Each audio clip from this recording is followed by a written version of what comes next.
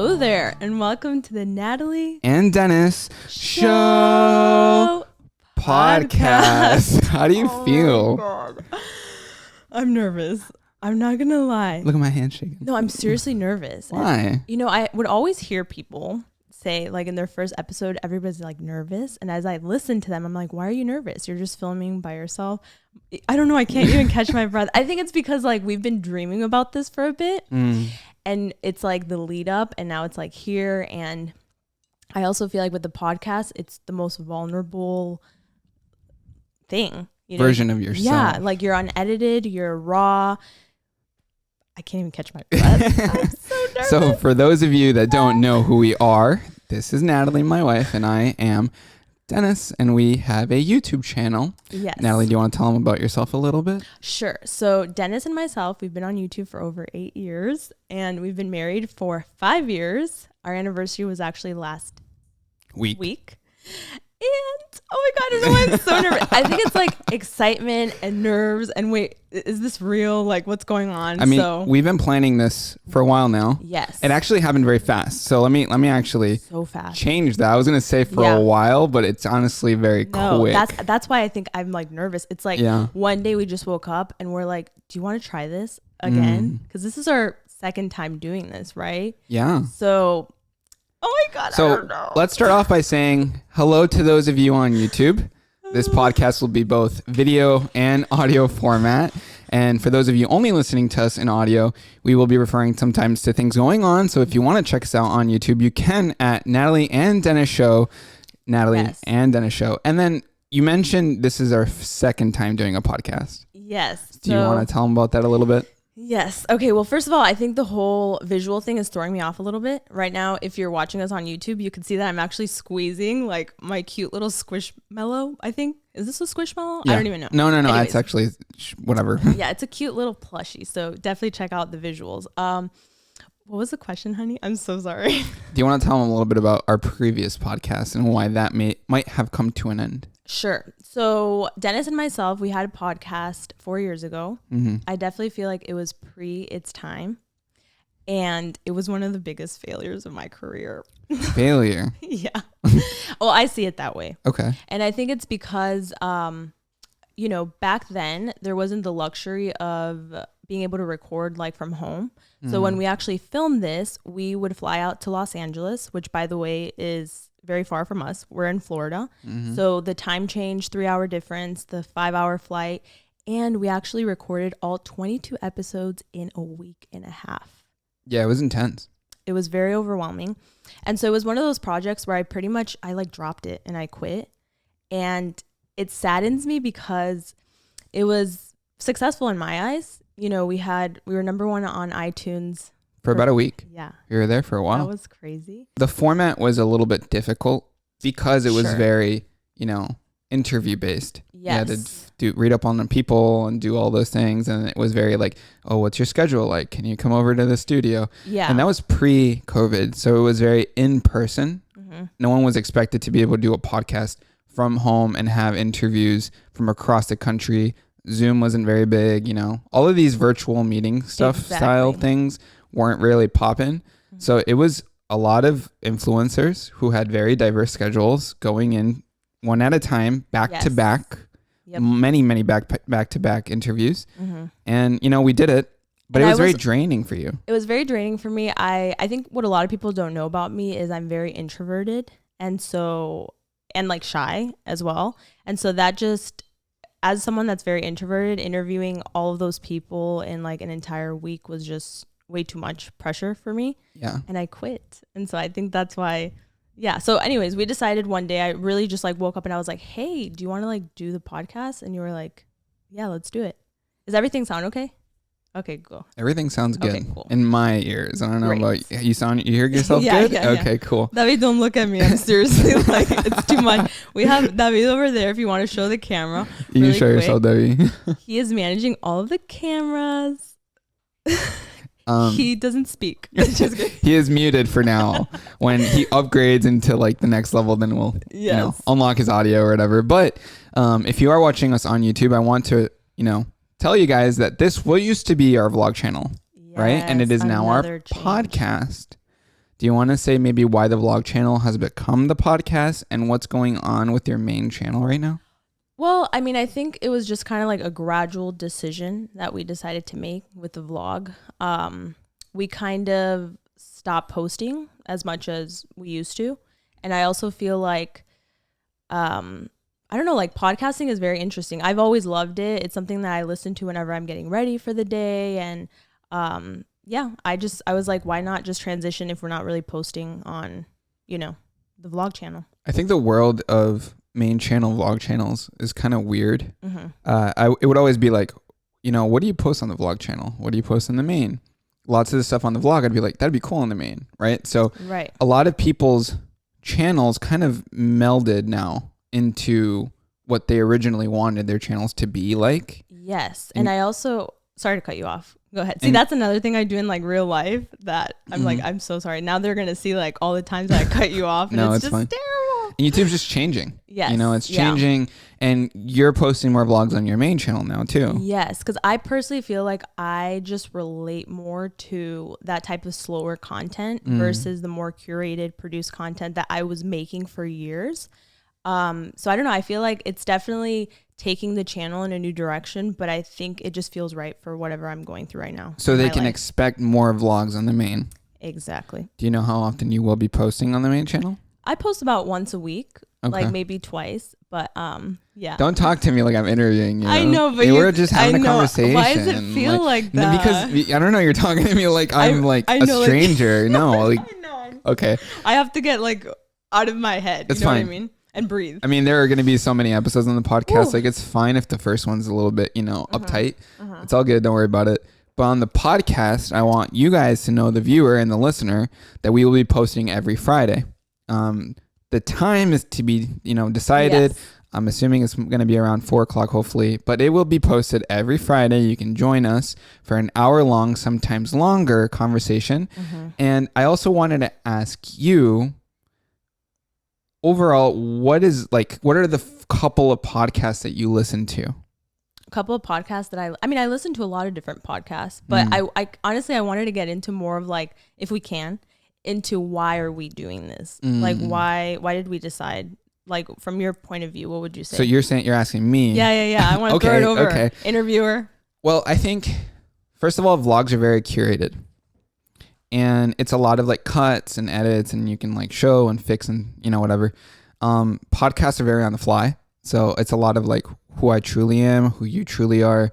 And we can talk about like things that we're interested in, hobbies, you know, things that are going around in the world. Just, you know, have a variety of conversations. Yes. And then also, hopefully, moving down the line, you know, maybe 3 or 4 months from now, we can move into live, which is something that I'm very interested in. I'm super excited about live, equally as nervous, because again, it's like there's no mistakes or anything like that. That way you have to stop looking over it. I don't know why I get so distracted. But he's not doing anything. I don't know. Is he? I'm so sorry. I feel.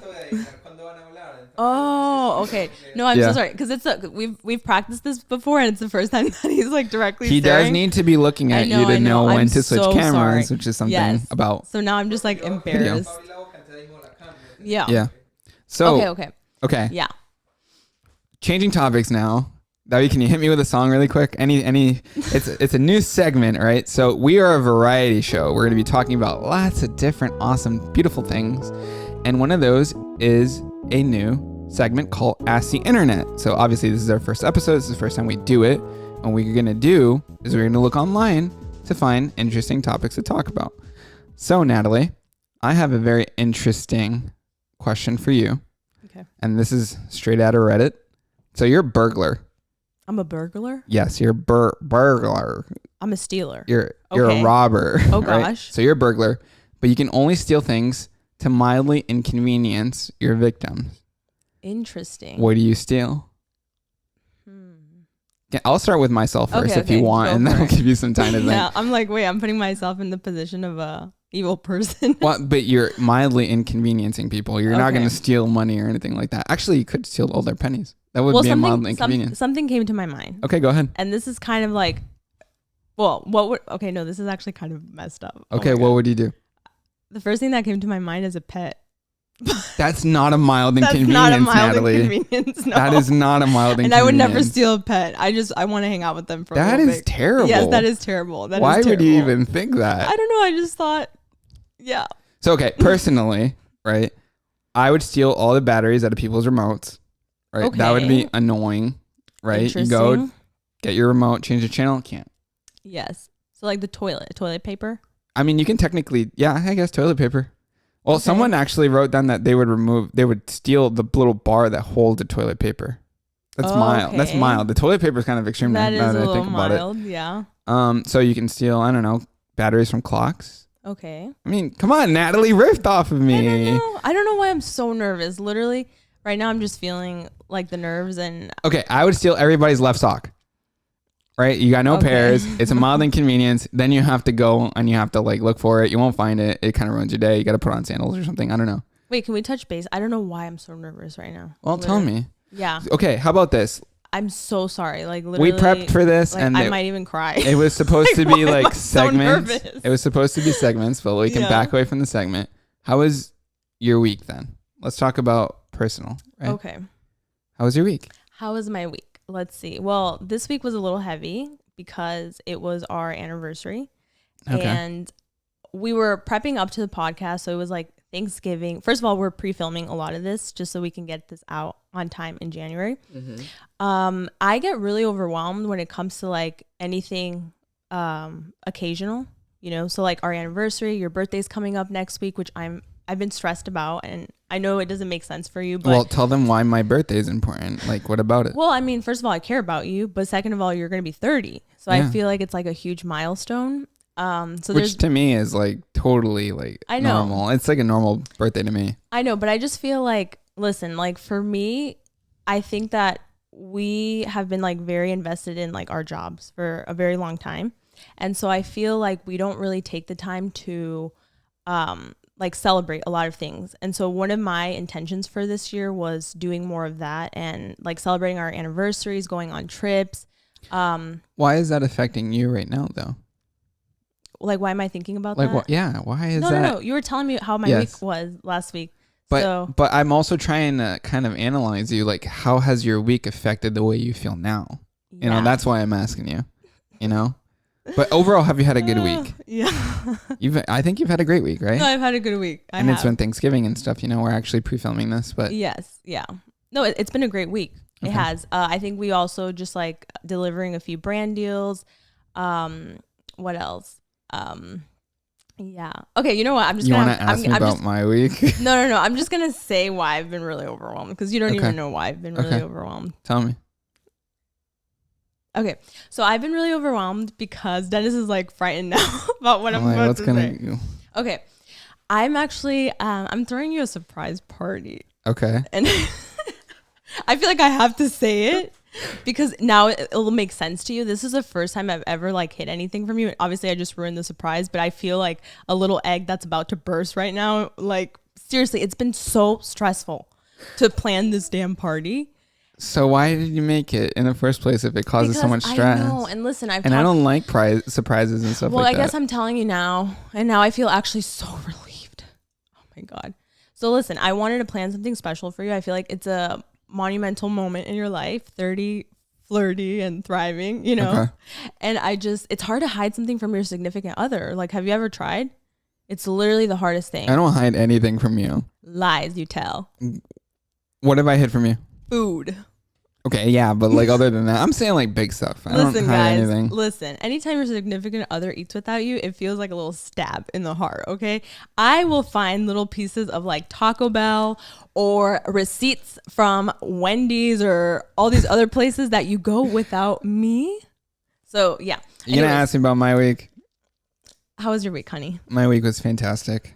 It always is. It was great, right? Oh my God, I feel so relieved. That was it. God, it Why was like so nervous because of that. A piece of shit I had to let go of. Like seriously, I was so stressed out. I've been so overwhelmed. I've talked to my life coach about this. I've talked to Jennifer. I'm like every day I want to cancel this party because that's how overwhelmed I am. Cancel it.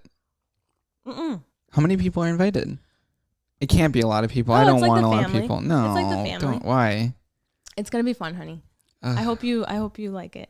I don't like attention like that. You do like attention. No. Not like that. Or anyways, okay. I mean, I could cancel if you don't want. It's all good. It's all good. It's gonna be great, guys. It'll be whatever it is. We'll vlog it probably at some God, point. I feel so relieved. Okay, anyways. So your week was good. So my week is good. I'm playing a lot of Call of Duty with David. Right. And all of my friends, right? Every single damn night. Started collecting Pokemon cards again. Look at that, right? Reliving my childhood. They're so expensive. They're not expensive. $18 a pack. You bought a tin. That's not a normal pack. A normal pack is $5. Is that why? Okay, yes. I was like $18 for this. Well, damn. that's all CVS sold, and we had to buy something there for a video, right. so that was the one that you got, right? Okay. Yeah. Other than that, I went to therapy, had a good results on my MRIs because I have knee problems. Everything turned out really good. Yay, right? And not just that, but me and David, again, producer, show yourself. Reveal yourself for a moment. Yeah, that is he's my cousin. We've been working out really hard. Our pull-up game is extra strong right now. You've been climbing really well. I still can't do a damn pull-up. There's just so many good things that are going on right now in my life, and like I feel like everybody around me, like all their lives are doing really well too. That I'm a little not upset, but I'm sad that you felt stressed and overwhelmed. I think I usually am always feeling overwhelmed. Like I think that the whole like ADHD thing recently, like I got diagnosed with it. I feel like it's brought up a lot in me that now I understand why I'm always overwhelmed and why life, like you would sit with me and like the main thing I would say is like, I'm overwhelmed. You're like, why? Everything is fine. Because everything in my mind is so much more complex and like difficult to sort out, which is why I literally have like lists upon lists everywhere. And like, I have to write everything down and life doesn't have to be this way. I had this entire first episode planned. Yes, let's get into that. No, let's get into that because I think it's interesting because people can sit here and obviously we're fumbling and we're doing stuff, but last week, you guys, we left here so mad at each other. We were doing rehearsals. Okay, we were rehearsing for this, and I am very wing it. I just talk on the fly. I just do anything, and I love that in the moment. Yes. When we're vlogging, I just do anything that comes to my head. Yeah. Natalie is extra plan. Write everything down, word for word. How am I going to say things? Yeah. And I don't think that works for podcasts. Which is why I'm so nervous. It's very unplanned, and you are very nervous. And, I think that this whole project might actually end up being a very good thing for you because I think so too. I need to relax. Even today, you're having a tough time vlogging. I know. And, you used to be better at it and not so, caring about what people were around or whatever. Yeah, I don't know when I became like this. Like, I almost feel like the more years that I do this, the harder it gets. And I'm like, why? You know what I mean? I used to not care. I used to be able to like vlog in public. Everything was very exciting for me. It like becomes harder. You become more analytical. I love this topic. I want to jump in just really quick. Sure. And I think it's so important that I'm going to scrap what we had planned. Sure. We're not going to really discuss those fun topics today. Fuck. So now you're really throwing me on the deep end. No, because I really want to talk about it. Happening. And there are segments in the later in this episode that relate to this. And so like, if we have nothing to talk about in regards to this topic, I can throw it back to the fun segments, which is going to be the norm, right? But this is the first episode, and I do want to clear things up, right? So you've said that it's gotten harder. Yeah. And yet I feel like David's generation, Gen Z, because they are younger, are so good at it. And they're I feel like they're so good in front of the camera. They're so good. They like dance. Like David's TikTok for a while was just him dancing with like people. And I can't imagine myself just like dancing, doing they're so like chill about stuff. I really admire Gen Z because I think that they're chill. I think they're very vocal. I think they're smart. Like I think millennials, and this doesn't go for everyone, but like for me, for example, I feel like we were taught to like not confront controversy, and we were taught as women not to like speak up about a lot of topics. And so I think it's very refreshing, and like I really admire that. And they're casual with everything. It's like, no, we can just film here. Whereas with me, it's like, I think old school YouTube, where it's like, what's the hook? What's the intro? What's going to be the catch? What's the thumbnail? What's this and that? And I think it really does stump me a lot. And I'm trying to learn how to like get more into with TikTok. I'm surprised that we even started TikTok because it was so different for what we've always done. It's really wild. And, you know, a big ongoing theme for this podcast will be social media, just because we are in it, right? Yeah. We're going to be talking about TikTok and influencers and creators and just anything that's like on our minds in that moment, including creating, right? Because we are creators or influencers or whatever you want to call it. But, you know, something that's very interesting to me, right, is just the current state of YouTube. Like things have slowly shifted long format to short format. Do you feel like you've transitioned well, or just actually before I throw that question at you, right? I feel like we over prepare sometimes for short form. Oh, interesting. Like sometimes it should just be in the moment, just do it. And sometimes those even do better. I can't do that always. Like if you were to think like top of mind, what's something that we've done like in the moment that's done very well for us on TikTok, for example? Yeah, like the stupidest things that you wouldn't expect to do well, just do well. Like what? Okay, like the shower one.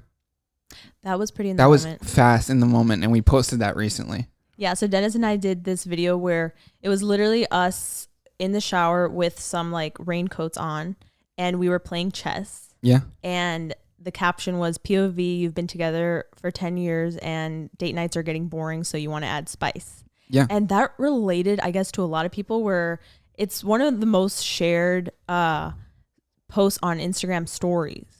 And I'm constantly getting like people like, oh my God, that was hilarious. And I'm like, really? Like we literally did that in the whim of the moment and didn't think about it. So I agree with you. I wish I could be more like that. So that's why my word of the year next year is authenticity. Like I'm trying to just kind of be more casual, you know? And that's something that I think Gen Z is really great at. Yeah. They see a trend and they do it right away. It's so refreshing. Like I genuinely feel like how you were saying, right? How YouTube has transitioned over and now there's short form. I never in my life, truly, never thought that vertical video content would do well. It's crazy. I never thought. You know, when I was online before and, you know, I would see random videos of like fights at school, for example. And this is random, but like. Damn, that's vicious. Yeah, school fights. Shit. And that person used to not record horizontal. They would shoot vertical. Everybody would complain in the comments. Oh, for sure. Do you not know how to record in horizontal? Like, what's up with the vertical? And now everybody shoots vertical. Everybody. Like, even, you know, I think we went to a trip in New York and we asked this like older woman to take a picture of us. And she started taking it horizontally. Yeah. And I was like, excuse me, miss, can you turn it? She's like, oh, you young folks, you know? Yeah. And I was like, no, yeah, because now everything that you share, I don't know. I personally, I've been loving short form content. Mm-hmm. I feel like it's more than just refreshing. It's like, get to the point and just tell me how you're going to do your makeup instead of like sitting there for 10 minutes. However, I will say I also very much love the luxury of like sitting and enjoying, you know, long form content. Yeah. It's very, very odd. I feel like Instagram was onto something with IGTV in the form of vertical. I remember that. But I feel like the audience wasn't ready, so they were getting their horizontal and like moving it over Instagram, and it just wouldn't look right because like the whole aspect ratio thing and whatever, right? Yeah. I think it's tough now though as creators to be everywhere all at once. You know what I mean? Yeah. Syndicating, no, that's kind of easy. And here's one thing, like this year, my work goal, I always set like certain goals, word goals. So like this year it was repurpose, right? Mm-hmm. I was like tired of putting all my eggs into just YouTube, which I love, still my number one. But I was like, okay, we're moving into different stuff. So Dennis started syndicating for us over on Snapchat, which by the way, you can make really good money. Like I was shocked at the amount of money that, like, do you want to even give numbers? Because I thought it was shocking. You know, there's a lot of Snapchatters. Snapchatters, is that even how you like call them? Snapchatters are making over 6 figures. It's crazy. In a month. We have a friend that makes $30,000 on Snapchat in a month. We've never hit those numbers, never. But I was still shocked. I think one week that you posted consecutively, you posted like 7 times a day though, right? I was posting 7 times a day. I think, was it 2 weeks or 1 week? I posted that for about 2 weeks and we ended up making like 3,000. Like that's unheard of. With content that we already have. Exactly. So that's what I'm saying. Like my word was like repurpose. Let's just not work so hard. Let's be smarter about how we do stuff. And so we started syndicating over on Snapchat, which creators, you got to get on. Also, we started syndicating over on Facebook, which we had never done, and Instagram Reels. It doesn't pay very well, but it's still good to be out there. I feel like there's a lot of community on there. And what else? And on YouTube Shorts, which they're going to start monetizing. And we created a YouTube Shorts channel that we've never, ever promoted. And it's grown organically. It's at 42,000 subs so far, right? Yes. Posting 6 times a day. That's all him. 6 times a day. It's been very hard. I post 6 times a day on Shorts. I post now like 2 or 3 per day on Snapchat. Facebook gets a post every day. And then Instagram, we make sure to post every day other than Wednesday and Thursday, which we also don't post on TikTok. Yes. So Dennis is like the syndicating wizard over here. I'm very grateful that I have you to do all of that. I am curious though with you, like what your opinion is on people that, like for example, YouTube used to be our all in one, right? Yeah. We would focus all our energy onto that. Now we started repurposing and focusing more of our energy onto TikTok, right?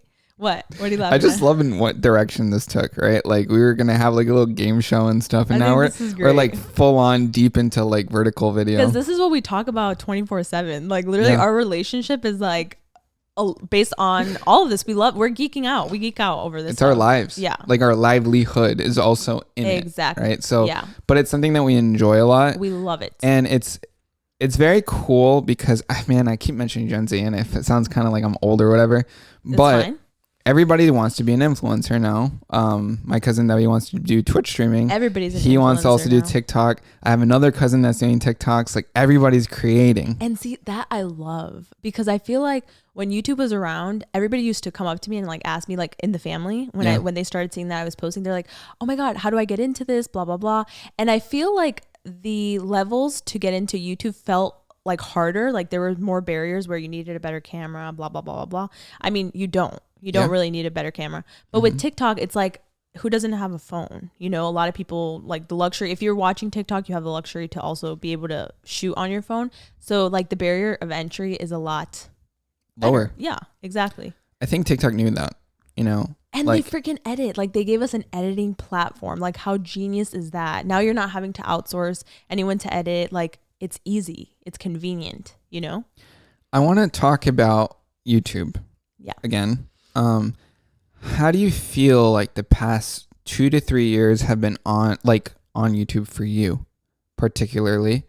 And do you feel like the main channel has shifted and been impacted in any way? So much. Tell me about your previous 3 years. Okay. So I would say, I don't know why I always go back to this, but when we went on tour back in 2017 or 16, right? And I don't know why, but I swear to you, my views started tanking after that. I remember that. And it was we took like a month and a half off, right? So that happened. Then I went through a depressive episode where I was like, what do I do with my life? I'm stuck in my 20s, all this stuff. I didn't post for like 2 months and my views tanked more. Then my niece passed and I took 4 months off. Yeah. And damn, was that a hit? So I do find it interesting whenever YouTube, the platform is like, it doesn't really matter. Like you know, if you don't post, it's okay. But I do feel like you're kind of a slave to the system. And I don't love that. I agree. As much as they'll say that it's not that way, it is because you're like, yes, the audience is the algorithm, but also like YouTube won't push out your videos as much if you're not posting as often. And so I agree. It's tough. I want to ask you guys a question, the viewers. When is the last time you received a notification from us? And the thing that I find interesting, right, is like, I enjoy the last couple of vlogs that you've posted. I don't know if you, the viewer, know that we've been posting vlogs though, because, you know, it's up to YouTube what they want to spread, you know. I feel like the vlogs deserve more than the views that they've received recently, to be honest with you. Here's what I have to say That's about my that. honest opinion though, but let me just very, very quickly finish my thought. So in a way, you are a slave to the system because the system decides how many people they think will enjoy the content that you create. They don't know, right? Tell me what your thoughts. I don't know. I don't like to see it that way because I feel like it's almost like, oh, YouTube, like you should give me the views type of thing, right? I don't like to feel like it should be like that. I just think that I am now catering to a different audience. And what I try to say by that is like, for example, when I went on tour, everyone that went on my tour was literally like teens. And I was shocked. Seriously, I was shocked. I was like, wait, I'm catering to young girls? I know it sounds oblivious because seriously, like the content I was creating was more so like, oh, you know, you saw someone like Alicia Marie create something and then you saw someone like Nikki, all the lifestyle girls. And we were all catering to the same audience, which was a younger audience, right? Yeah. I even remember this one girl, the only girl, she was like 21. And she came up to the meetup, she hugged me and she was like, oh my God, I had no idea your audience was so young. And I was like, girl, me neither. She was like, I'm like the only over the 21 age. I'm like, I know. Do you feel uncomfortable? Like, I'm sorry. Like, I don't know. So I feel like a part of me, and I hate to say this, to be honest, but I'm going to say it. I'm going to be real on this podcast. I always wanted an older audience. I always wanted an older demographic because I just felt like I couldn't really, like, as much as people like to see me as the big sister, I don't feel like I can relate to you as much. Like, yes, I can tell you about my period story, about my first kiss, about this and that. But also, like, right now, I'm in other stages in life. I'm a married woman. I'm thinking about kids. I hire and I fire people. I'm dealing with a business. Like, it's different things that I can't, like, I don't feel like I can relate to that. So I feel like the content for me has shifted in a more authentic storyline, which is what I'm really going through. And I don't think that's very popular. Well, okay. There's a lot of variables with what you just mentioned, right? And so first of all, the tour was with another two people, right? Yes. It was with Wenji and Karina. Yes. Oh, honey, I just ruined your birthday surprise. I just realized that. Who cares? God. Okay. No. Well, like, okay. Stop. you keep it. Okay. I gotta breathe. All right. All right. It's totally fine. Whatever. Okay.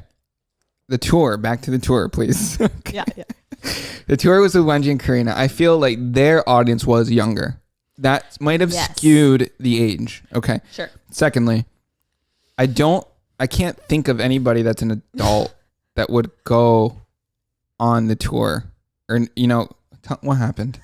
David was flexing his muscles and looking at himself in the viewfinder. So, of course, I'm going to crack up. You conceited rat.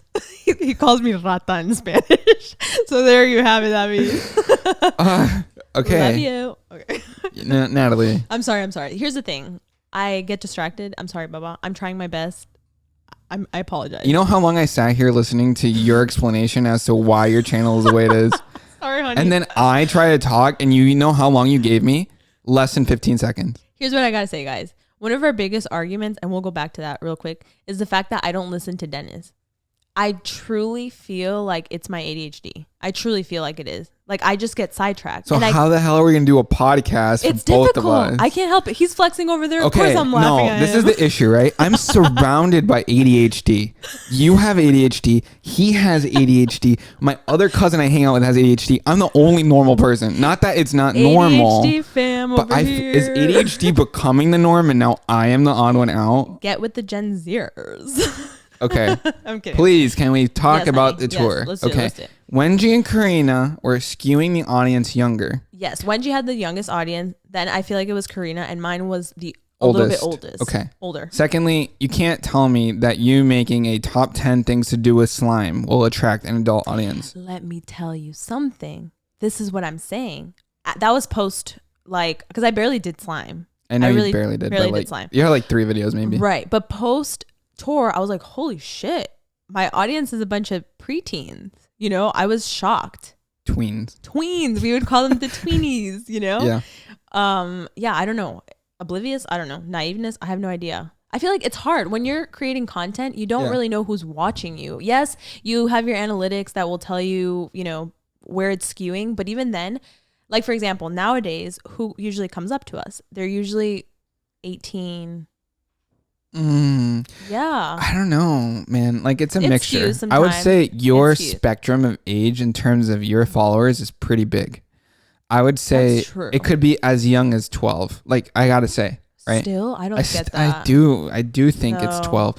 I think, okay, if I were to say your age bracket, right? Yeah. It's between 12 right? I'm gonna say, and that's young. They're older. You don't have many. You don't have many, but it's 12. Last time we went to Target, for example, the youngest girl that came out to me, she was just going into high school. So how old was that? She's like 16. 15, 14, 15, 16. Okay, 15? fine. Can you fact check 15? 15. Yeah. All right. And then like the oldest would be like 30. Sure. Yeah. And they're only vibing with your videos now, like recently, right? Damn, what a diss. I feel like your videos have been everywhere. And I got to be honest with you. Thumbnail, content, everything, right? Yeah. And you mentioned it yourself. You hadn't been posting for a while, right? Yes. So it's consistency. And there's just like so many things. Mm-hmm. There's so many things thrown in there. Mm-hmm. What does suck is the fact that if you stop posting, you get like thrown out. You get like, I don't know, how do you blacklisted, right? It almost feels like it. It feels weird. Unless you do the opposite, which is like you peace out for a whole ass year and then you come back. You're like, I'm back, you know? Then people like are very interested, but then it kind of like falls out again. I think the worst is just piecing out, but then sprinkling in a little bit. Cause then they're like, she didn't fully leave, which is kind of like what we did. Yeah, exactly. Yeah. Yeah. It's not like they're back, you know, like Shane Dawson, like he's back. Like, right. It's just like, she's there. She's just kind of there. Yeah. That's us right now. I think it's very interesting, like on TikTok. But here's what I have to say, because with like TikTok, right? Yeah. I usually get comments. The videos that go viral, you know, get like, let's say 1 million or more. People are like, oh my God, I remember watching you. Oh my God, you know, like you were my childhood. At first, I feel like that used to sting. And I was like, what the fuck? Like, why are these people telling me like I forgot about her? And then they're like tagging their friends and shit like that, like all in the comments. But a part of me, it still kind of hurts a little bit. I'm not going to lie. But another part of me is like, oh my God, like I was a part of like their childhood. I was a part of their, like they still feel something when they see me. And I think that's like really special because I think about someone like Hillary Duff. For me, she will always be my queen. I got recognized. I think it was like a coffee shop or something recently. Yeah. You always get recognized first. I get recognized all the time. I don't know if I don't look the same that I look in my videos. I almost feel like I look older in real life or something like that because people always recognize you and then they're like double taking me. I guess you just blend in.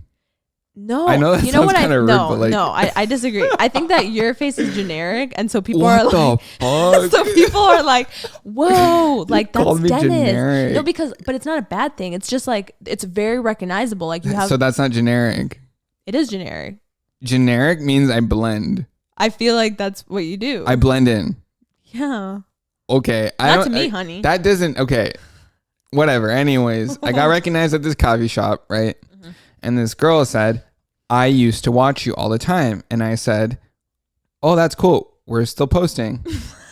I literally said that because it kind of irked me too. I was like, I used to watch you. I was like, you know what? We're still posting. What did she say? Oh, cool. And then it got awkward, right? Aw, so you made her feel uncomfy? No, I fixed it. You know, like you can turn around. It's like, anyways, whatever. You don't want to hug, blah, blah, blah. Like, how are you doing? Whatever.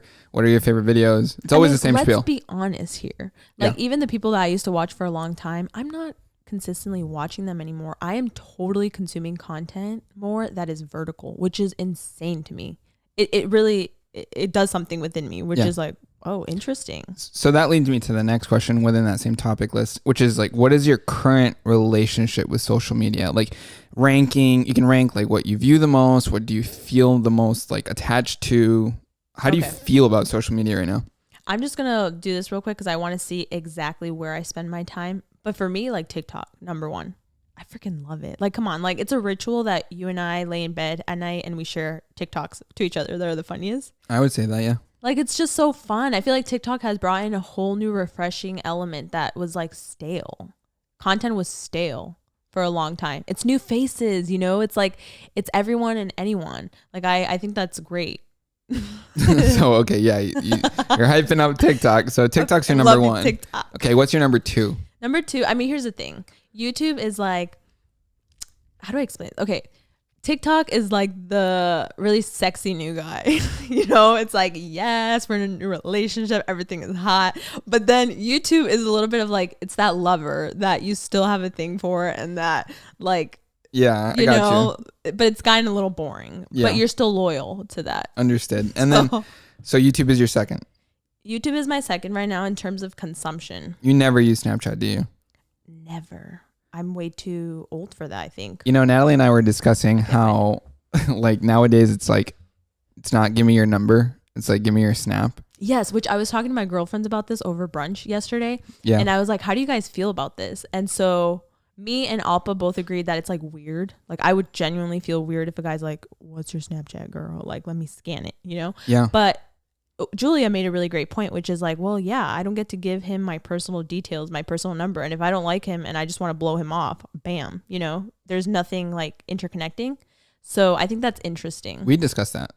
We were talking about how, you know, our numbers are so much more private now than like our social media handles or presence or whatever anywhere.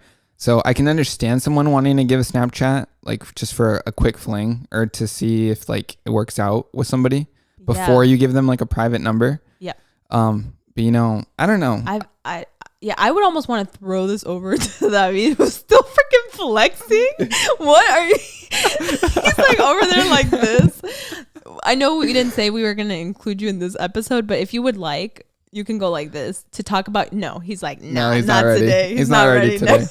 Anyways, so stop flexing, man. So I know one of my cousins, how, you know, she uses Snapchat like, you know, all the time. That's like her go-to for even news, which was wild to me. How do you get your news on Snapchat, right? But if I were, you didn't even mention Instagram. Instagram's like that, you know. Here's the thing. Instagram is my ritual. Really? Yes. Like I am every day I will open up Instagram and just like check stories, but I barely go through like my feed anymore. I'm just intrigued at like what everybody is doing. So it became Snapchat. Interesting. For you? Probably. Yeah. Really? I feel like an older crowd uses Instagram now. Like I genuinely do. And Facebook, I don't use it. You just abandoned Facebook completely? Yeah. It's interesting because in speaking with David, who's actually from like, he's from Colombia. He's not originally from here. He says he gets his best memes from Facebook and like the funniest videos, which is very interesting to me. It seems like Facebook is more of like the worldly app, right? It is, yeah. If I were to rate my apps in order, it would be exactly as you did. TikTok, it would be TikTok, YouTube. It'd be Instagram next, just because I like fashion and it appears there the most. But surprisingly, out of all of that, my number one would actually be Reddit, just because I get all my news and stuff through it. Yeah, I'm a Reddit person. What about Be Real? Have you tried it? No, Be Real will fall off hard. Instagram already stole their thing, and TikTok stole their thing too. But I still feel like that with that notification thing, it's kind of an intrigue to people. I don't know. We haven't been on Be Real. Watch me be completely wrong, and like Be Real blows up and becomes the next Facebook or whatever later on. Yeah, that's very I honestly don't care. It's so hard to get on everything at the same time, you know? It is. And I'm already syndicating it so much as it is. I can't imagine doing Be Real. But like moving on in that regard, right? So there's different worlds, different places now online. There's Twitch, which we're not even in. Live streaming is super big right now, right? It's becoming even bigger. Huge. Online selling is becoming big. What's with online selling? This is crazy. We're actually going to talk about that in the next episode. If you guys are interested in hearing about live selling and live streaming, all that jazz. But I wanted to ask you, what creators do you currently watch and what kind of content do they create? Who do you watch right now? I watch a lot of vlogs, to be honest. Like I love vlogs because I can go about my day and I could put on my makeup, I could do my hair, I could be cleaning the house, and I won't even be watching it. It's almost like a podcast, to be honest, which I think that's why I really wanted to get into podcasting again, because I felt like for our audience, we were kind of missing that medium of unedited, more long, like spending time with each other. The intention here is really to just like hang out and have a good time. Like that's it. I know. So I had mentioned it previously. We're going to goof off and we're just going to talk about anything here. It's a variety show. We're going to have topics and we're going to laugh. The question that I had originally brought up earlier that was like emotionally broke you was you're a burglar, you know, inconvenience people, but it'll be stuff like that, right? I was nervous. It's all good. Don't worry about it. But you know, so you say you're watching vlogs. I love watching vlogs. And you know what's crazy? Yeah. I'm also watching vlogs on TikTok. Oh shit. Yeah, and I freaking love it. Like I'm almost like, why am I not doing more of this if I'm loving it so much? A normal day in the life of a 30-year-old living in New York. Today I woke up with drinking coffee, and like that's everything, right? Those are like the vlogs on TikTok. I definitely feel like there has to be a stitch. Is that what it's called? Like you have to have something like a day in the life of a doctor or a day in the life of a 19-year-old in like New York City. Like that shit's Oh my God, it's so popular. You know what I mean? That's becoming very big. So that popular. That is also a topic for the next. We have so many things planned for the next couple podcasts. But okay, I did scroll through your feed, YouTube feed, home feed a couple days ago. Yeah, tell me. And it hits you. I said them, but it hits you with so many vlogs. It's ridiculous. Everybody's doing vlogs. Everybody's vlogging. Did trends die on YouTube? Like, what happened? For sure. The whole YouTube landscape changed. There are no trends on YouTube, which I think that's why a lot of content creators, lifestyle, everything are struggling on YouTube right this moment. Whereas with TikTok, of course, you jump on one, you jump on the other. Like TikTok is all about trends, you know, it's all about like mimicking one another. It's fun. But YouTube, it's like, I don't know. I just think it's the platform maturing as well because like everything's kind of been done before. Whereas with TikTok, you're getting videos that people have done on YouTube years ago, like getting ready with me, you know, or talking about, I don't know, a day in my life in my period, like stuff like that. That's been done. I think shit got really real with TikTok for me when I started seeing TikTok compilations on YouTube. When I started seeing like top TikToks on YouTube, and it was so in your face, like I was like, wow. Like for example, like girl hacks compilation. TikTok. You know, TikTok. Like how can you compete with that? Like I used to do a bunch of hacks. Yeah. It's like, what's the point of watching like a 10-minute video of one person when now you get like 20 different or more girls talking about their best hacks that are diverse. It's all over the place. Like it's hard to compete with. You know, it was the same thing with Vine because I would see like viral Vines from whatever year, right? And it was compilations, right? TikTok really managed to get what Vine could have been and like made it work. And like I'm seeing more ads. I don't know if you're seeing more ads on TikTok now. I have. If it's starting to kind of shift into more of like a organized platform. It's getting really mature now too. It's kind of changing. Sure. Well, you see a lot of older people on TikTok as well. That's why I'm loving it. It's like at first, okay, here's the thing. I didn't want to join TikTok. Neither did I. Like I was opposed to it. Why? So dumb of me, to be honest. Like you need to hop on stuff like that, which is why I'm thinking, am I late for like the Be Real type of thing? But anyways, I was just like, what's the point? I don't like short form, you know, just like staying within my own like niche of long form. Yeah, within my lane. But then I realized that's dumb. Like I was like, why? Like first of all, we have gotten sponsorships on TikTok that are equivalent to what we get on a full length video. Yeah. That to me is sad because it's so much easier. Like, why would I not? Well, what does that say about our long form? Do brands see them equivalent in terms of like how powerful they are? Well, that's a huge debate. Like, I feel like a lot of people are like, who has more power, a TikTok person or a YouTuber? I think it goes both ways. With someone on TikTok, I can see a stranger being like, oh my God, girl, drop everything right now. You need this hair curler. And I'm convinced. I'm influenced. What? No, I'm just thinking. So we had a finance meeting. This is so bad. Tell me. We had a finance meeting and Okay, yeah. You were there. Yeah. Anyways, and I spent $27,000 on Amazon this year. But you have to. Granted. We use it for work too, though. We did it for work. But as a woman, I've been influenced. Like I spent that money on products, on beauty, of course, for work. But like, can you just imagine? So, what? Oh, camera 3 died. Oh no. Oh shit, we were not expecting this. Should I continue talking? Yes. Well, this is new. Natalie taking over. Anyway, so I was very like heavily influenced, and that to me is wild that I went about it that way, and I have no idea what the fuck I'm saying.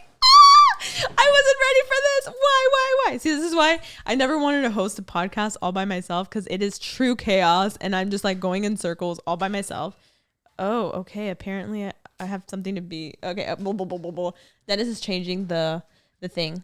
Natalie, you can talk to me. Oh, thanks, Natalie. Thank you so much. Wow, really taking over. Yeah. So can you believe that I spent that amount of money Yeah, I can't believe it. on It's so much products. money. Shit. What I'm trying to say is TikTok. But I think it's for content. It's for like Yes. inversion. No, it's like money for go trash. Yeah, I think it's inversion. Yes. But here's the thing.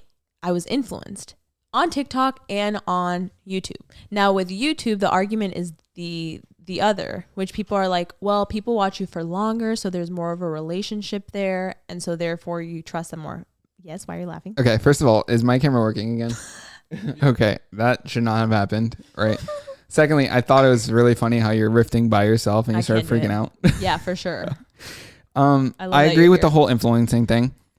Me on YouTube, going back to the original question of what creators or influencers we're currently watching, I only have like a lineup of like 5 people, you know, and I'm like shifting through these 5 people. You're loyal. I'll watch like Linus Tech Tips. I'll watch Marquez. I'll watch like, you know, the occasional Mark Rober or like the really big creators.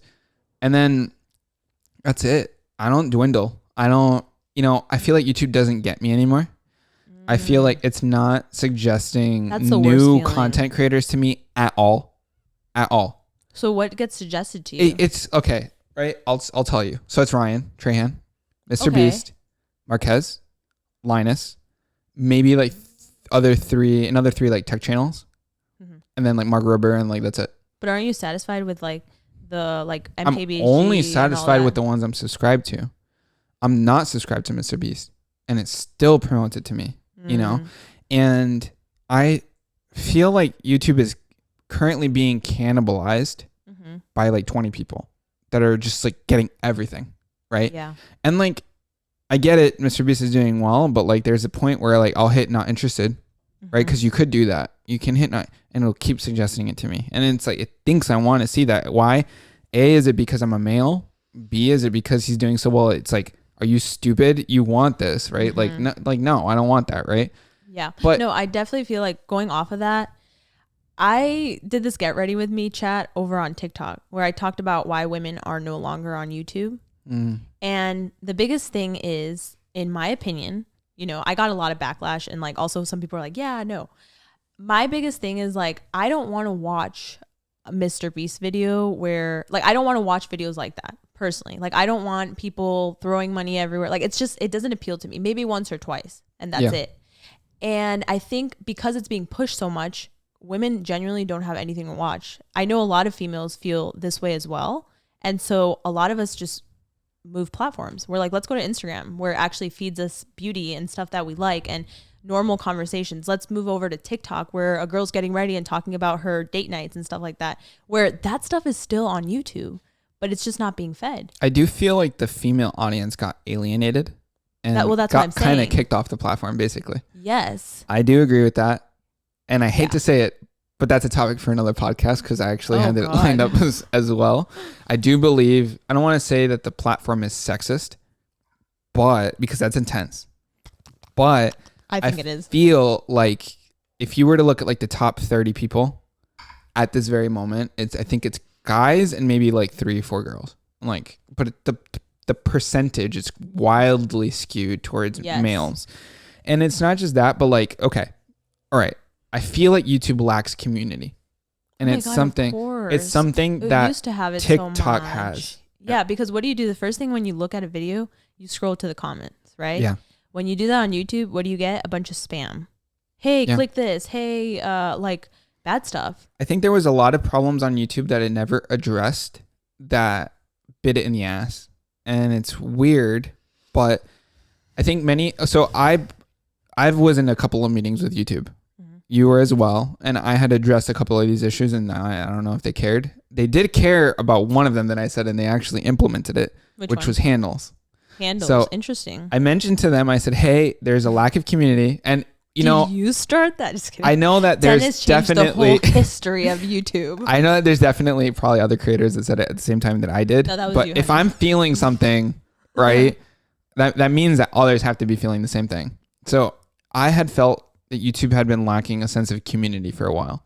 If I want to share something, right, there was no way for me to link you. Like, if I want to, I have to download, like, copy the links, text it to you? Like, no. You have no real account. So now we have handles, which is like the @Natalie's outlet.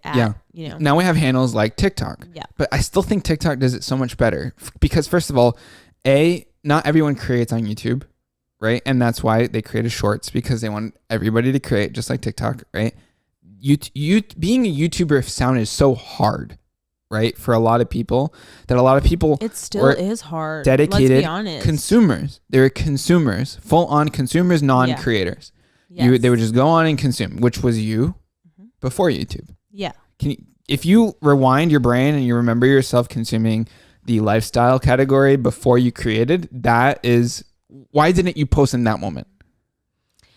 I was afraid to post because it felt like, oh my God, these girls are like, it just felt like that. Even though you felt a friendship connection, it was like, how do you even do this? Like, how do you sit and talk to a camera? How do you, edit a video? What do I talk about, et cetera, et cetera. And then TikTok lowered the bar, like you had mentioned previously, right? Yep. And then anyone could create, and then you'd feel left out by not creating. Exactly. Right. So everybody started to create. It's very odd to go onto somebody's TikTok account and them not have at least 2 or 3 videos. Like everybody's done something of their cat or their dog or a dance or something, Like the bar was lowered so low that almost everybody has something on it. YouTube was the point where like it was like the basic icon of like the person, right? You click their account, empty. So could they have been TikTok? Like, do you feel like in another world? No. They dropped the ball in a lot of things, I think. And it's not to say that it's doing poorly. I mean, YouTube is doing well, but they're really have shifting to live prevented. Stream. Yeah, I'm really interested TikTok. in the whole live stream thing because, well, first of all, you can make a lot of money, and we were seeing it with people just on, not just Twitch, but even like TikTok. Like people are literally sitting there in like pools of sand that's twirling and getting little crystals out of it. And like they're making Live is money. weird. Live is weird. I don't even understand it. We have a family friend who started live. Now this woman is literally like in her 50s. Okay. She sells clothes that I don't know where she gets, and she's making bank. Like she's making about like 50 grand a month by doing this. Yeah. That's pretty shocking. Even for someone that's not like very tech savvy, like to be able to do that. So I'm very intrigued by live and like what the possibilities are there. And recently I noticed that YouTube was starting to get a lot of lifestyle creators. Like you saw Maya Pham, you saw this other girl do like a whole ass live stream, and they were selling something. It was like a thing with Ulta. I thought that was so interesting. Live stream is going to be big in the future. They did it with Blog Lotties. Yeah. I think in terms of live, there has to be a couple things that work for it. So Twitch has a sense of community that I feel that YouTube lacks. Twitch also has a great way of connecting people, right? Through handles, something that TikTok has, right? What I think Twitch doesn't have is a female audience. What I think YouTube, there's small pockets of female audiences, but like tiny bits, yeah. almost like negligible. I want to be honest. Like I feel like it's so small. It's intimidating to go on Twitch. I feel. I think even the color scheme, the whole purple and dark and black and like all that kind of like is off-putting for a lot of people. It's an ugly platform, in my opinion. It really is. It's very gamer oriented. Exactly. Yes. Yeah. Whereas like with a girl, like Pinterest, like it's beautiful.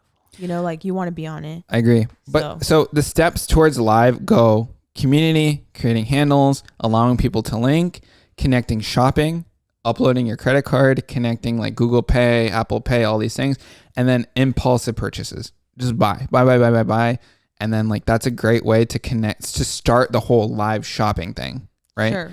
Which I think Instagram tried, but Instagram pushed a little too hard on it. How do you feel about that? I have no idea what happened there, like with Instagram, to be honest. Like what? It just became so centered to like the entire platform. Like they really wanted people to purchase. I don't even know what it is. I think Instagram lost a sense of identity. That's the thing, right? Yeah. It was a picture first platform. And I feel so bad because recently I've been noticing, like I've been going through my own feed and I'm like, I am feeding into the system. All I do is post video, I mean, why do I do that? Well, there is a sense of measurement that you get within Instagram, and whenever you post pictures, they don't perform as well. And so you're like, well, what the heck is the point? Let me just post the other things. But that's another thing that I have like a little thing to pick at is numbers don't always equate to community. And what I'll say with that is, like, for example, when I used to have a massive audience, right, of like 1 million viewers, let's say per video. Average, right? 1 million viewers per video. I genuinely felt like there was not a big community there. And I know that's so weird to... I sensed it. Yeah, but see, like, for example, like whenever you would sell merch, like it wouldn't really sell out because I didn't have that like community element of it. It was very fleeting. Exactly. It was very transitionary. It was very trend based. The thumbnails were really good, I gotta say. So like it generated a lot of clicks. Yeah. Right. I can, off the top of my head, think of like maybe a couple creators that are very large, and I'm like, their audiences aren't really there. It's more of like fleeting. Exactly. I don't want to name drop, but like, no, of course not. They're there. Yeah. I mean, we'd be one of them. Yes. Like, I feel like we're growing. We're trying to do that. We're trying to grow, again, a community. And like that comes with trust and with time. So yeah. I agree. But there are a lot of creators out there that I feel have a wholehearted, genuine audience. It's very large. Sure. You know? Oh, ton. There's so many creators out there that like obviously deserve the audience that they have, but everybody deserves it because come on, like it's a lot of work. They built it from the bottom, and it's like we all did. You know, you use little bits of cement, and then you build upon your little structure. Is there anyone that you feel like hasn't built it from the bottom? Like I feel like everybody has. Yeah, no. I mean, the thing is, everybody built it differently, right? So it could be a huge audience. It's just a lot of fluff. There's a lot of, you know, people that built it and it's very solid. It has a very solid foundation. No matter what they pivot into, that audience will follow. Mm-hmm. You know, I feel like we were a little in the middle. I feel like we had a very large audience, yet a lot of people were there because of you, you know, and you could literally do anything and they would have probably watched. Yeah, which I think is one of my biggest career regrets. And I talk about this all the time. It's like it took me so long to just do a product and like start a business outside of YouTube because I was so busy just trying to figure this out and hire people and like maximize on YouTube, where I feel like I should have been doing it on other stuff. And we tried our best, but yeah. I think everything comes with lessons learned, with situational stuff, you know, like, you know, maybe why we couldn't do it was because we just couldn't, you know, like everything just kind of lined up in that way. And we are at the current point that we're at right now in terms of, you know, starting a podcast and everything. Like just things change, you know? Yeah, I will say I still feel very blessed. Hashtag blessed. I do feel hashtag blessed because it's like you and I kind of say this, which is you reinforce it more to me. And you're like, Natalie, like we don't have to do any of this. Like we can comfortably live our life with what we have and, you know, live within our means and like be okay. Like we show up every day is because we want to do this. So I think that is something that is important for me to constantly be reminding myself of is like, I do this because I love it.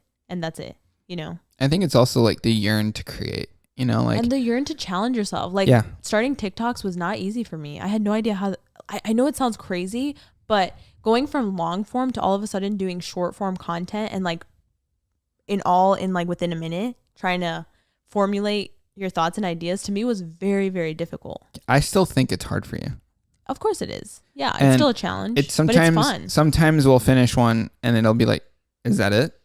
Right? Because it does seem easy, you know? It's so freaking easy. Like in the sense of, I mean, how many do we bang out? Like literally every Tuesday we have something called TikTok Tuesday where it's we shoot a bunch of TikToks and like we could literally shoot like 10 in a day. Fast. Quickly. And like, wow, I'm really... It's awesome that we have like that system. And so, but like, how do you find the balance now? Like we can even talk about our, you know, schedule. Do you want to talk about our schedule right now and see like how much time we dedicate to each thing? I mean, I'm going to close my iPad at this point because like we're not even going to. So before we used to dedicate 5 times, we used to work all day, every day, 24/7, literally. We would have like how many, like 12-hour. So it was crazy. Normally before we would start our day around like, I wouldn't live with you first of all, right? This is like when we were dating, like before marriage, when we were like heyday YouTube creating grind. 7 days a week, baby. Right? It was every single day till like 11, 12 at night, right? And then you would edit and then you would post and then eventually found an editor and that became a thing, right? But then it was a hamster wheel. But it was only YouTube.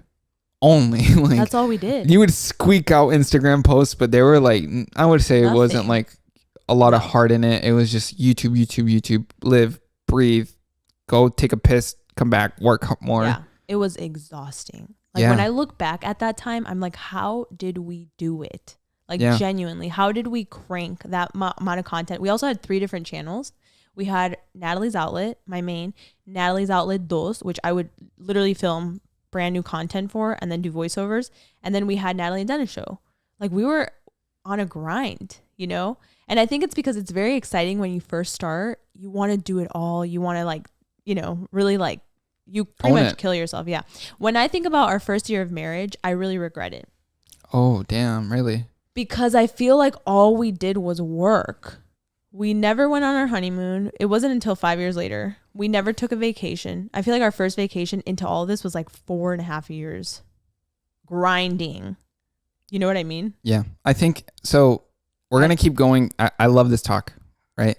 I think I do want to dive into the secret of how we kind of balance things out recently, right? But I do like how we're kind of going down memory lane of like the troubles to get to the point that we're at right now, right? So we did work ourselves to the bone at the start. And I feel like not a lot of people, like my parents don't understand. I don't think your parents even understood that much either. I think that's like the hard thing with this job is it's a little bit underappreciated. And I think it's very difficult to come from a place where you're like, this is hard. And people are like, what is so hard about it? It's mentally exhausting. It just is. You know, you're trying to attain attention from people every single day. Like that is exhausting to me, especially. That way, I recently taught you how to edit, how the workflow for the thumbnail is. I taught you how we actually filmed a brand video. Oh my right? God, a sponsored video with you, right? He was on set and he helped. And it did so well. The brand loved it. So I got you through everything of what it takes to be a creator, right? How do you feel it was like you kind of lived it for like a day? Was it difficult? Do you feel like it's something that you could do for a long period of time? Like, how do you feel about creating? I think it's really hard. Why? Because you need like try the people laughing with your videos, try like you entertain, like do you try like do really well. Like I try the best content for my followers, for my viewers. I try, but it's really hard. I like prepared question for invitated, for singer, for TikToker. It's hard, but I do my best, right? You know? Yeah. And I will say that was definitely an easier day. Like, I don't think that was one of the hardest days that we've ever had. Yeah. I think going back to how do we balance it all? Like, what is all? For us, it's being everywhere, anywhere. We're on YouTube, we're on Snapchat, we're on TikTok, we're on Facebook, we're on, what else am I missing? We're a business. I think a lot of people don't understand that we're a business. Right. So, you know, we operate like one. Like, you know, we're very strict with when do we start work? When do we end work? Now that took a very long time for us to get around to, because we used to operate as artists. How does an artist operate? I feel inspired right now, you know, and it's wonderful. If you have the luxury to do that, that's amazing. But the thing with that type of mentality is when you don't want to do it, you don't. And then that's just, you can't operate like that as a business. Once you hire people, like you have to show up. And I think we very much operate from that mentality. Yes, it's exhausting, but it's also kind of rewarding because then you also have time off. Like we take our weekends off, right? That's very important for me. Resetting, self-care, all that. So when we were in the grind, it was 7 days a week, 24/7. I would get home and all I would think was YouTube. I would think about YouTube all the time. That's all we would do. From there, we transitioned into a way that we would take weekends off. That was one of the, when we started to kind of step back a little bit. That took us like 5 years. So we've been doing this for 8. So 5 years into our business, we finally started taking weekends off. And like, that's just hard, especially when your family is constantly like, we haven't seen you. You know, we're Hispanic and like Latin people love on each other and your parents always want to be a part of your day. And we had to set these really uncomfortable boundaries, which is like, hey guys, Like, we can't see you today. We wouldn't see our parents but like for they a don't week. understand, like They do understand now. No, they do. They still don't, because like, okay, they started to recently. Okay, because we finally this is got a into job, a flow. Right? We work from home, and I feel now that a lot of other people that work from home, like they can understand, right? You're working. Yeah, I'm home, but I'm not available. Exactly. Right? So lots of times my parents come over and they're like, "Oh, we're in the area." Like it's 12. Right? It's 12 o'clock. I'm working. Oh, we need you to assign this for me. I don't understand it. Like, if I was working at like a place, a job, would you show up at my job and tell me to sign something or help you sign something? Like, exactly. No, it's the same thing here. Like, we're working. Yeah. Oh, so I had to get that off my chest. It kind of bothered me. Anyways. No, because it is difficult to communicate that with people who don't understand. They're like, but why? Like, you get to make your own hours. You can wake up at whatever time you want. Technically, yes. But if I do that, I know I'm going to sacrifice my time for myself for later, my workout time, the things that need to fill up your cup. Like, here's another thing. When we did YouTube like that and we grinded, we gained so much weight. We got really unhealthy. We didn't sleep. We literally looked so much older. We gained so much weight. I mean, talk about tour. That tour life is so difficult. We went to 20 something cities, 22, right? Yeah. And we would eat like shit. Terrible. It was just bad. The tour life was not for me. It was I would the never rock do it star again. lifestyle. Yeah. Rock star lifestyle. And it's unsustainable. It's so unsustainable to the point that I've never done drugs. Ever. I've never done drugs. But I remember I was like, maybe give me something. I didn't do anything. I didn't do anything on tour, but I was like, fuck, like I need something to get me through tonight, because here's the thing. It's virtually, it is exhausting to smile for 3 hours for a meetup, hug people. Hello. Then it's exhausting to perform. Yeah. You're trying to rile everyone up. And then it's another hour or and two. then it's another meetup of like 3 hours. Then you're literally sitting there. It was me, Wenji, and myself. We were so fucking tired of smiling. We were like, eating like miso soup, hungry, tired, to do it all over again. It's like Groundhog Day, sleeping on a bus that shakes like this. Okay. You're arriving in New York City in the middle of the night. Okay. So 5 years in, we started taking weekends. Finally. Right. Natalie mentioned how we got a little unhealthy. I would say anybody who's doing really well on YouTube, take a look at like how they're doing. Health always declines for everybody that's doing really well, because priority number one is posting and filming. It is difficult. The priorities shift from I gotta take care of myself and like eat well to like posting videos, editing. Priority shift, right? I felt like our priorities shifted the moment we started taking weekends. Yeah. After that, we finally breathed. I feel like things got hard because around that point we were in LA. We didn't enjoy LA to the fullest because we worked really hard. Balance. We had no balance. Yeah. And then we moved back. We moved back here. We lived in LA for a little bit of our life to move back home. And then I feel like you've been experiencing ADHD for quite a bit, but then I think the ADHD got kind of bad. And this is from my perspective, right? Sure. So you started overly organizing. Mm-hmm. We started remodeling our whole home to try to cater to you and your needs, which is really great. Mm-hmm. And then we got professional organizers. I think everything happened in the order that it happened to lead to now, which is you realizing you have ADHD, which is very weird. And then one of the big moves that we did was we started to organize our days into chunks, which right? is the biggest thing, because here's the thing. When you have ADHD, it is very difficult to organize your day and kind of like get started. At least that was my experience. I would literally like write my to-dos and then get stuck and paralyzed, write them again. Like I wouldn't know how to break down bigger tasks. And so one of the hardest things is like shifting tasks, right? So for example, Dennis was like, okay, well, let's do this. How about Mondays we film YouTube videos, and that's all you do on Mondays. Then Tuesdays, how about you do TikToks? And that's all we do on Tuesdays. Wednesdays, we conceptualize. Thursdays, we have meetings.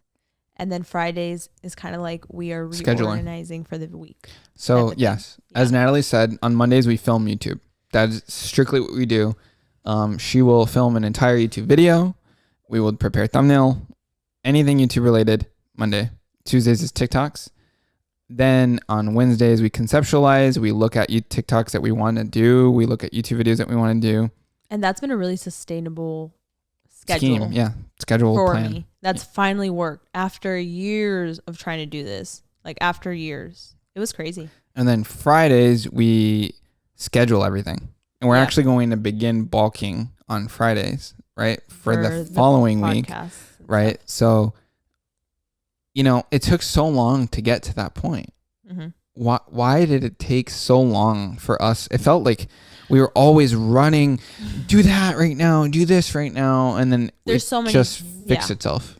So many different ways that we can go about this. First and foremost, being your own boss, like it requires you to think quick, adapt, and like be on your feet at all times, creating solutions. That's number one. Like there's no blueprint for what we do. Mm. So we're constantly figuring out what's going to work for us. I think we found the blueprint though. For us. Yes. That works for us. It might not work for other people because, for example, like I think about this. What if I want to start another business? Where does that go into the week? I would wager that we are capable of finding the time for it now because we know what every day is and what we can stop doing, or what amount of time we can clear up.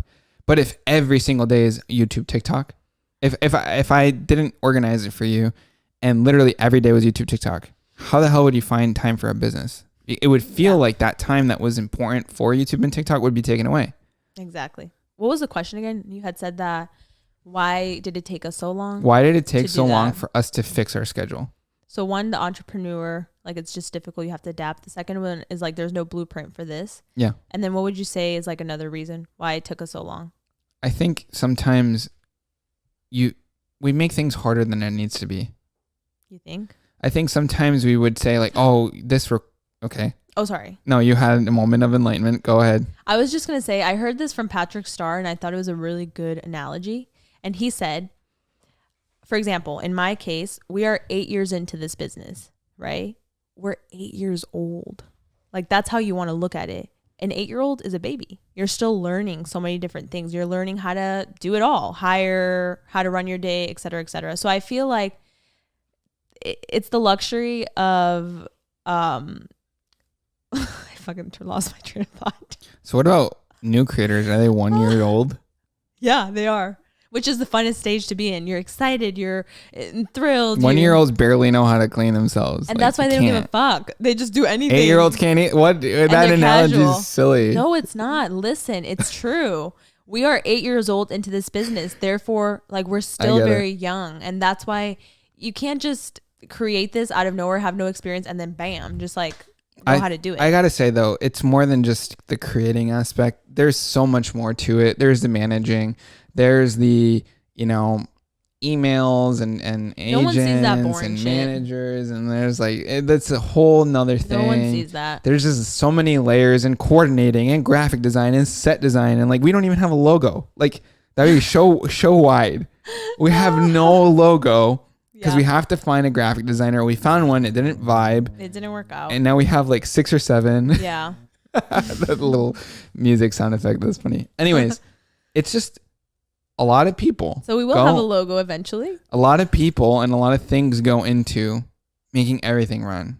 Well, I think the other thing is like we do it all. We are like almost like a one-man show. You know what I mean?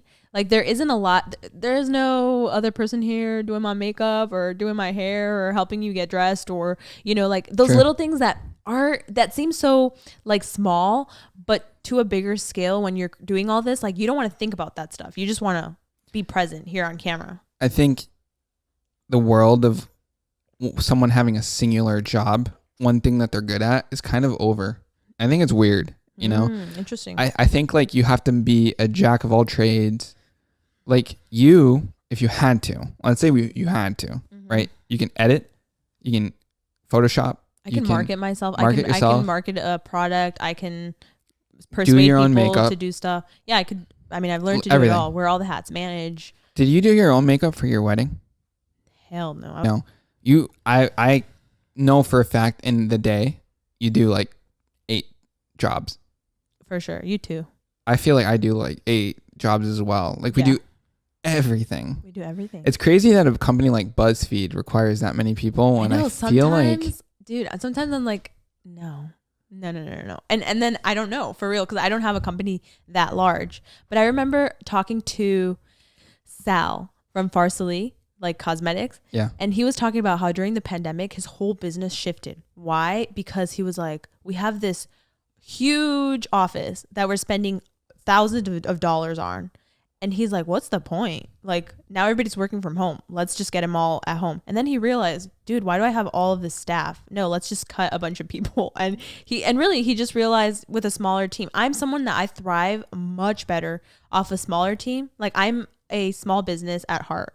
I feel like I love the energy of it. I like being able to face-to-face see the people that I'm working with. Yeah. Versus at a large scale, it's just not for me. I think a lot of successful companies nowadays, just looking, I know like fashion brands and like all these small brands that are kind of appearing. I want to reiterate that, not small. All right. Like I'm talking like Balenciaga. Like, oh shit, that's big. Big. Okay. Like if you really look at that, like how many employees do they have? Like 20, 30, maybe even smaller. Seriously? I mean, a lot of those companies are starting, like I saw the Kim Kardashian Vogue video. Mm-hmm. Was it Vogue that she was showing her office? Oh, her makeup or her skincare line. Yeah, everything. They were going and they show Skims and all these things. Yeah. There weren't a lot of like desks. Like, okay, let me reiterate that. It does take more people in terms of shipping, delivering, all that stuff. But that's not what I'm talking about. I'm talking about like day to day. Yeah. Like you would need about maybe like a core of like 8 people. I think like 8, 12, like that can make a big ass company run. What about in our case? Who do you feel like is missing? Like if we were to just like splurge and do whatever, who do you feel like you would like hire? I would be very resilient to that. I would prefer if it was just us two. I do have David here because it's impossible for me to switch cameras and do a lot of what I have planned for him to do. I would say maybe one more person, and that's just to help us produce content. Right. But other than that, I'm very hesitant, and everyone else is like, I need someone for a thumbnail, get them for like a one-off. I would prefer not, maybe a thumbnail person actually, because thumbnails are so important on YouTube. We have so many topics to talk about. I feel like we dived into like 20 topics today, and we didn't even go that deep into each and every one of them because there's so many layers to everything. But really quickly, I feel like we hit the end of this podcast. What do you think? I'm having so much fun because I was so nervous in the beginning. Literally, I never want to feel like that in my life. But, the good thing is we're going to be here every single Friday. From here on out. Be sure to rate, like, subscribe wherever you're listening to this, watching us live. Do your thing, comment, tell us how you feel about it, what future topics you want us to talk about. We're also on Instagram and TikTok. We're everywhere now. Natalie and Dennis Show. How do you feel this first episode turned out? Tell me overall. I'm quite embarrassed by the beginning. I'm not going to lie. I don't know what went into me. I was feeling so relaxed until the moment that you guys were like, let's get going. And then I'm like, what the frick? Like, I have no one to share that anxiety with. You guys were so relaxed. Yeah. I could barely breathe. And then David looking at me, I don't know what it was. But it wasn't even bad. But he never did that in rehearsals. And today he was just like staring. And I was like I thought he had something to tell me. So I was very nervous. And then I could tell you were looking at me like, Natalie, why are you freaking out? You look like you were going to faint. Seriously, I was about to I don't know. I wasn't feeling good. But you feel good now? I feel good. No, okay. I feel great. You feel really good, right? Yes, I'm happy. You're in the vibe. Okay. Yes. I just wish I hadn't been that nervous in the beginning. You still look fully energized. That's great. Yeah. So anyways, see you guys next Friday, 4 p.m. hopefully. I'm going to miss you guys. This was so fun. Now I just don't want to get off the thing. You just want to keep talking. Yeah. All right. Peace out. Let's put the outro music. Put the outro music. Hit us with the outro. Dance and fade away.